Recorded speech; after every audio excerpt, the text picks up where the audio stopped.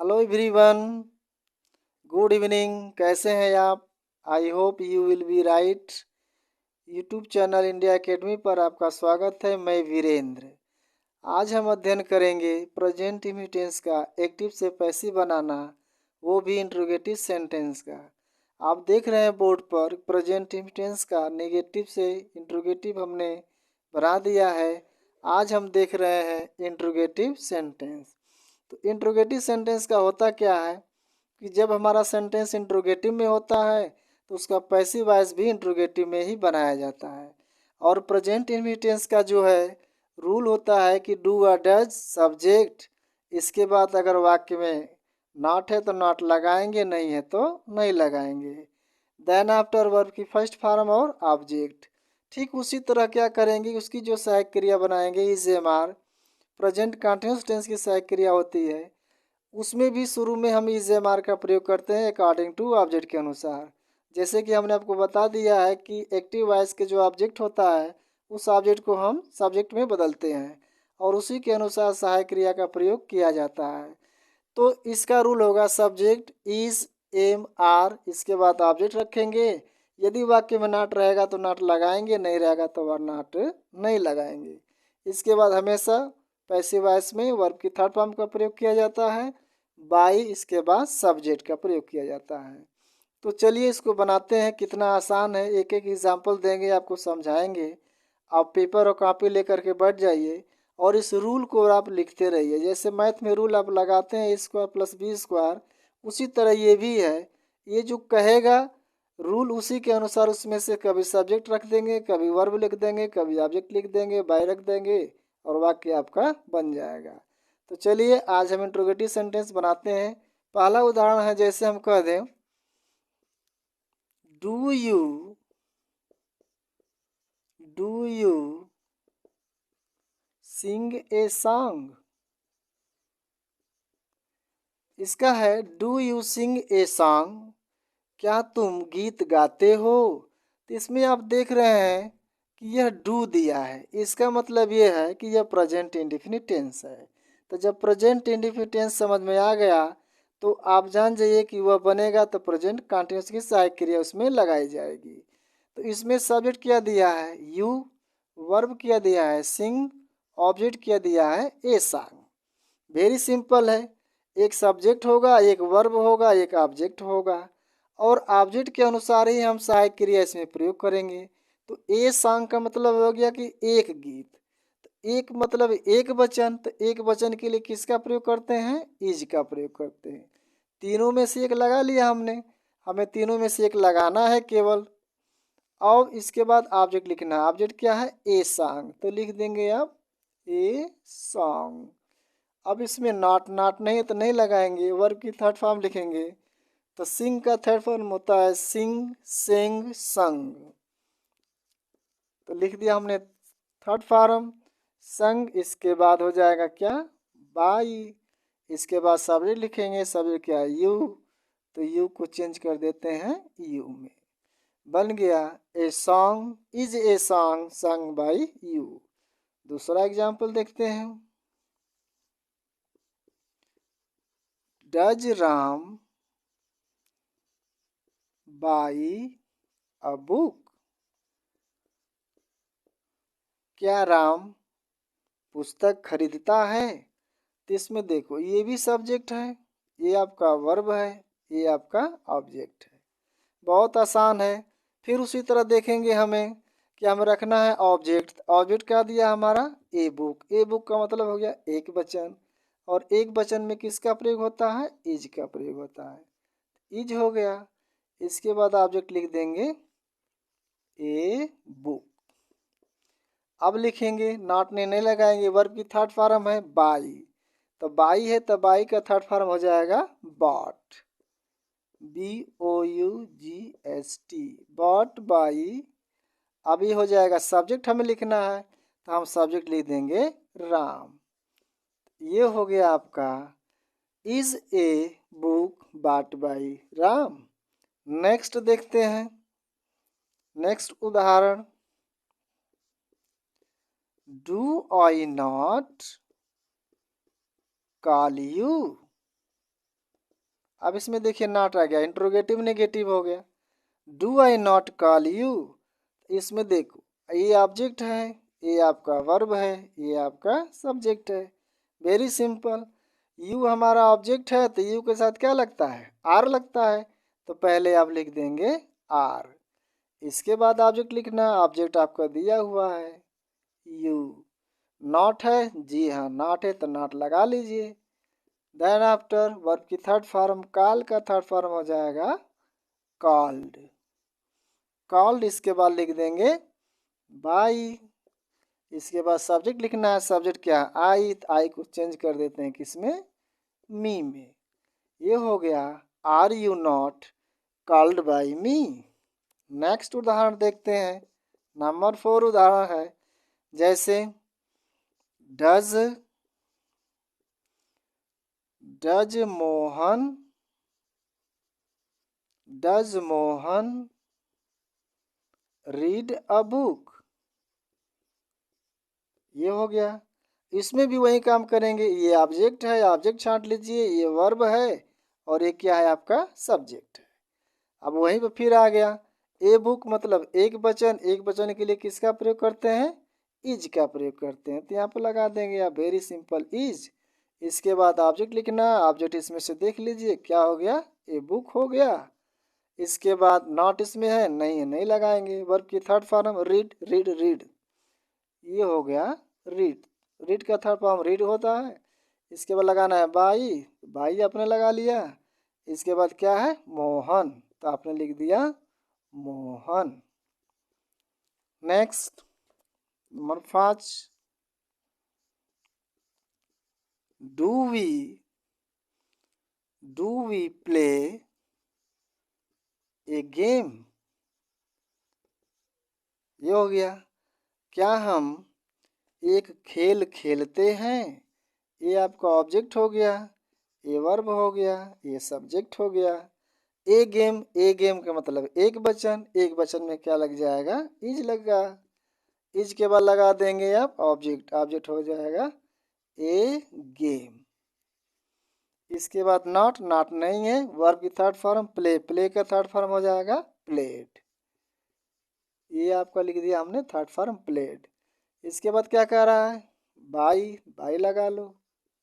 इसके बाद क्या कह रहा है, सब्जेक्ट लिखो, सब्जेक्ट क्या है वी, और वी को चेंज कर देते हैं अस में। इसका हो गया is a game played by us. तो देखिए कितना आसान है एक्टिव से पैसिव बनाना इंट्रोगेटिव सेंटेंस का। आप देख रहे हैं कि जब सहायक क्रिया इसमें पहले है तो इसमें भी सहायक क्रिया पहले होनी चाहिए। यह सब्जेक्ट के अनुसार सहायक क्रिया लगता है और यह जो सहायक क्रिया लगती है वह ऑब्जेक्ट के अनुसार लगती है। और हमने आपको बताया है कि एक्टिव वॉइस के ऑब्जेक्ट को क्या बनाया जाता है, सब्जेक्ट बनाया जाता है। अब इन ऑब्जेक्टों के अनुसार ही सहायक क्रिया का प्रयोग किया जाता है। ठीक है, तो चलिए और उदाहरण देखते हैं थोड़ा सा इसे हाई लेवल वाला। उसमें यह है कि जब ऑब्जेक्ट आ जाता है, जैसे मी आ जाए, हिम आ जाए, तो उसको क्या कहते हैं, यानी कि double object of the passive voice. यानी एक सेंटेंस में अगर दो ऑब्जेक्ट आ जाते हैं तो कैसे किया जाता है, उसको हम देखेंगे। जब भी किसी भी वाक्य में एक ही साथ दो ऑब्जेक्टों का प्रयोग किया गया हो तो हम उन ऑब्जेक्टों में से किस ऑब्जेक्ट को हम सब्जेक्ट बनाते हैं, ये आपको हम बताते हैं। सहायक क्रिया से जो पहले तुरंत ऑब्जेक्ट आएगा उसी को हम क्या बना लेते हैं, ऑब्जेक्ट बना लेते हैं। ऑब्जेक्ट को हम सब्जेक्ट बना लेते हैं। अब जैसे में देखिए पहला सेंटेंस अगर हम कहें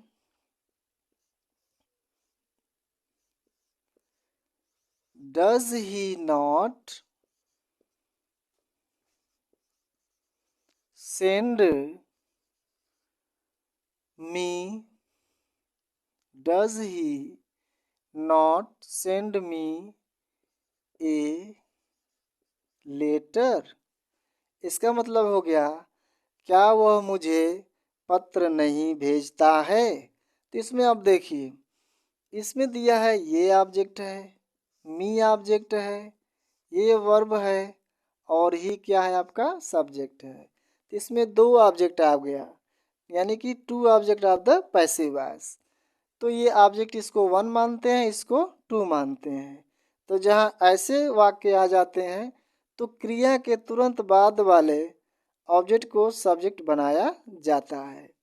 तो जब आपको हम बताए हैं कि एक्टिव वॉइस के आई को मी में चेंज कर देते हैं, तो मी को किस में चेंज कर देंगे? आई में। तो अब यहाँ पर मी को चेंज करेंगे आई में, तो आई के साथ क्या लगता है? एम लगता है। तो पहले लगा लेंगे हम एम। इसके बाद ऑब्जेक्ट हमको लिखना, तो जो मी माने हैं तो मी का क्या हो जाएगा? आई। इसके बाद नॉट है तो नॉट इसमें लगा लेंगे। वर्ब की थर्ड फॉर्म क्या है? सेंड है, तो सेंड का थर्ड फॉर्म हो जाता है सेंट। इसके बाद बाई लिख देंगे, और बाई से पहले जो दूसरा ऑब्जेक्ट बचा हुआ है इसको हम यहाँ पर लिख सकते हैं ए लेटर। इसके बाद हो जाएगा आपका बाई, और यहाँ पर ही दिया है सब्जेक्ट, तो ही का हो जाएगा हिम। सेंटेंस में इसको आप चाहेंगे तो लास्ट में भी लिख सकते हैं, am I not send by him a letter. दोनों तरह से बना सकते हैं, नो डाउट दोनों तरह से आपका सेंटेंस सही है। Next, does the teacher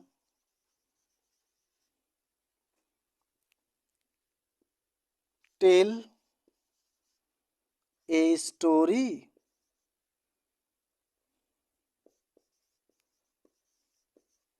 does the teacher tell a story?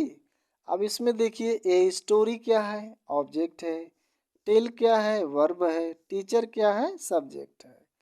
A story का मतलब हुआ एक वचन। एक वचन के लिए किसका प्रयोग करते हैं? इज का प्रयोग करते हैं। इज, इसके बाद ऑब्जेक्ट लिख देंगे ए स्टोरी। नॉट है? नहीं है। वर्ब की थर्ड फॉर्म टेल। टेल का थर्ड फॉर्म हो जाएगा टोल्ड। इसके बाद बाई, और सब्जेक्ट लिख देंगे क्या? The teacher.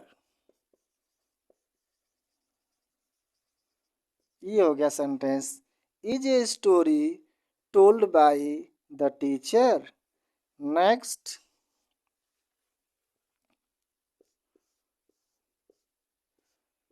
Do I promise you? क्या मैं आपसे वादा करता हूँ? इसको बनाएंगे तो यू ऑब्जेक्ट हो जाएगा, ये वर्ब हो जाएगा, ये सब्जेक्ट हो जाएगा। तो यू के साथ क्या लग जाता है? आर, और आर के बाद ऑब्जेक्ट लिख देंगे यू। नॉट, नॉट नहीं है। इसके बाद वर्ब की थर्ड फॉर्म हो जाएगा प्रोमिस्ड।